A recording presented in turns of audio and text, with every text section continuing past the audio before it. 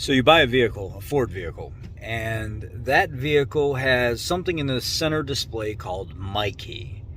And you didn't notice it at first. You bought the vehicle and you moved on about your business. It was a used vehicle, regardless if it's a private party or from a dealer. I work at a dealer.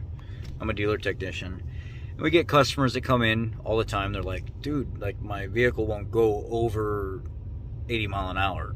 Or it won't go, like every time I start the vehicle up, and I go to back out of the parking spot and I don't have my seatbelt on yet, the radio kind of quietens or shuts off, and I can't go over this certain speed, and then my dash says MyKey active. That's because somebody originally had an administration key, which is the original key with no restrictions, and they programmed an additional key for another driver to have restrictions. Their child, maybe one of their elderly parents or something like that, or whatever it may be. And when they traded the vehicle in or sold you the vehicle, they never gave you the administration key, the original key, so they could put it in the ignition, turn it forward, go through the cluster, and disable any kind of MyKey activity. So the vehicle is wide open to any user with a key. How do you get rid of that? It's a simple fix, but it's not cheap. If you don't have the original key and you only have the key that sets the MyKey in your dash or on your cluster, you're going to have to go to the dealer, or you're going to have to go to a locksmith or a shop or somebody that can cut and program a Ford key. And those two keys that you now have, you will need to get into the system. You will need to sync up with IDS or some kind of compatible software to program keys. You'll need to go into the body control module, and then you'll have to go into something called your PATS system, P-A-T-S. That's the security system for the car. Then you're going to have to erase and program 2 new keys.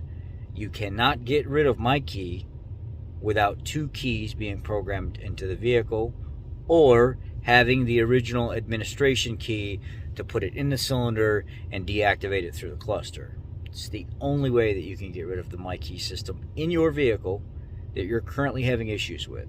I had a gentleman show up with a 2017 or 2018 Ford Fusion, and he was like, "Oh my God, man!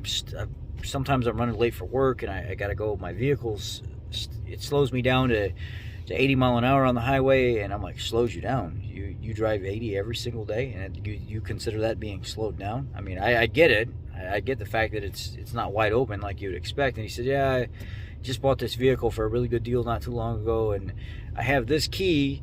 They broke the original key, and I have the spare key, and this says MyKey in the dash." And I was like, "Well, unfortunately, with that spare key and it saying MyKey, you need 2 keys available. And you're going to have to come here to the dealer, probably pay about $150 to $200 for a key, or somewhere else wherever you can get a key. And then you're going to have somebody program it, which is going to take about a half hour. So you're looking at about half hour labor rate of $75, $150 for the key. You're talking ballpark $225 to $250 for me to cut and program that additional key, and then wipe the keys out of your system, and then reprogram your original key that you had, which was the backup key for the other owner, and then the new key I just cut. 2 keys in the system wipes out MyKey. That's how that works. So that is how your MyKey functions in your Ford vehicle. I figured you guys might want to know that. And when you set up your system for MyKey, there's specific places where your administrator key goes. I'm going to share a video with you here. Hopefully it doesn't get copyrighted, seeing as I work for Ford, and I'm going to share this with you. Some of, like the escapes, the fusion, things like this, you may see, mainly in the escapes, I see a slot right here. There's a divot in the steering wheel. That key, the administration key, is going to be put there, and you're going to have that there while you're setting your settings. And when you go to get out of those settings and you're setting that key up for your MyKey and you pull it away, that key is now considered MyKey. I'll share the video with you. Not every vehicle is in that same slot, though. You may have to, like if you got a Ford F-150, pull up your rubber, or like a Mustang. You pull up the rubber cup holder things, and underneath it there's a little box slot. So that's where you would drop the key in that you're trying to program for your kid or whoever that you want restrictions on. Or you lift up the glove box compartment, and down inside the glove box in the front of it, there's a little box that's kind of tucked away that you set the key down inside. Something like that as well.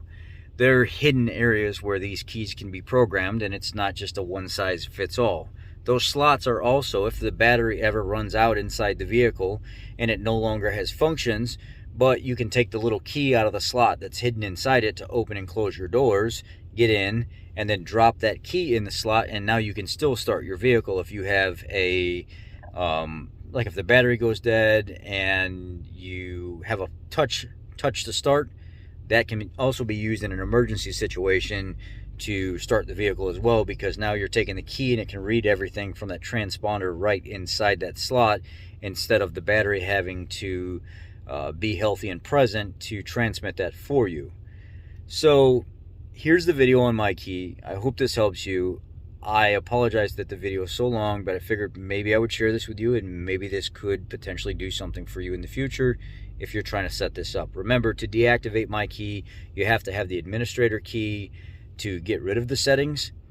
Or if you don't have the administrator key anymore and you've lost it or you've broken it and you have to get a new key and you only have the backup key left, you're going to have to go buy another key and get it programmed and wiped out of the system in order to reset MyKey from the vehicle, or it's always going to be there.